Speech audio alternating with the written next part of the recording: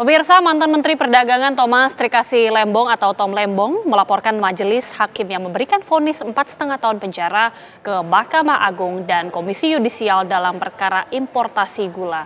Mahkamah Agung akan menindaklanjuti laporan tersebut.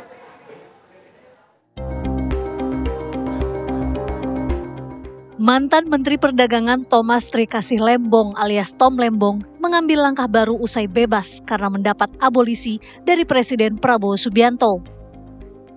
Abolisi ini membuat proses peradilan terhadap Tom yang telah mengajukan banding vonis 4,5 tahun penjara dihentikan. Tom Lembong resmi melaporkan majelis hakim yang menjatuhkan vonis 4,5 tahun penjara kepadanya ke Mahkamah Agung. Selain hakim, kuasa hukum Tom Lembong juga melaporkan auditor BPKP ke Ombudsman dan pengawas internal BPKP. Para auditor dilaporkan karena dinilai tidak profesional dalam proses pembuatan audit. Menurut kuasa hukum Tom Lembong, Zaid Musyafi, langkah ini diambil lantaran Tom Lembong ingin ada evaluasi terhadap proses peradilan yang dijalaninya. Seluruh majelis hakim yang memutus perkara Pak Tom ini karena tidak ada dissenting di situ adalah kita laporkan semuanya tentu. Namun yang menjadi catatan adalah ada salah satu hakim anggota ya yang menurut kami selama proses persidangan itu tidak mengedepankan presumption of innocent ya. Dia tidak mengedepankan asas itu tapi mengedepankan asas presumption of guilty. Jadi Pak Tom ini seolah-olah memang orang yang udah bersalah, tinggal dicari aja alat buktinya. Padahal tidak boleh seperti itu proses peradilan gitu kan. Mahkamah Agung memastikan sudah menerima surat pengaduan dari tim kuasa hukum Tom Lembong. Juru bicara Mahkamah Agung Yanto mengatakan aduan itu terkait dugaan pelanggaran kode etik dan profesionalisme oleh 3 hakim Pengadilan Negeri Jakarta Pusat. Ketiga hakim itu, Hakim Ketua Denny Arsan Fatrika, 2 hakim anggota Alvis Setiawan dan Priwanto Abdullah. Aduan tersebut masih dipelajari Ketua MA untuk menilai apakah perlu dilakukan klarifikasi terhadap pihak-pihak terkait dalam perkara itu.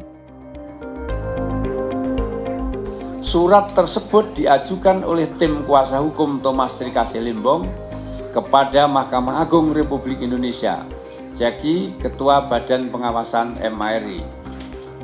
Atas laporan tersebut, Ketua Mahkamah Agung secepatnya akan mempelajari surat tersebut untuk mengetahui perlu atau ada tidaknya melakukan klarifikasi kepada pihak yang terkait dengan perkara tersebut karena dugaan adanya perbuatan yang melanggar kode etik dan pedoman perilaku hakim.